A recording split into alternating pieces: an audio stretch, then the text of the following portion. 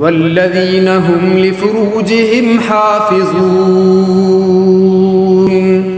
إلا على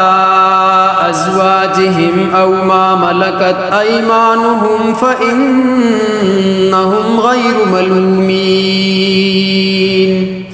فمن ابتغى وراء ذلك فأولئك هم العادون۔ اور وہ لوگ جو اپنی شرم گاہوں کی حفاظت کرنے والے ہیں سوائے اپنی بیویوں یا کنیزوں کے جن کے وہ مالک ہیں تو ان پر کوئی ملامت نہیں، پھر جو ان کے علاوہ کوئی اور طریقہ چاہے تو وہی لوگ حد سے گزرنے والے ہیں۔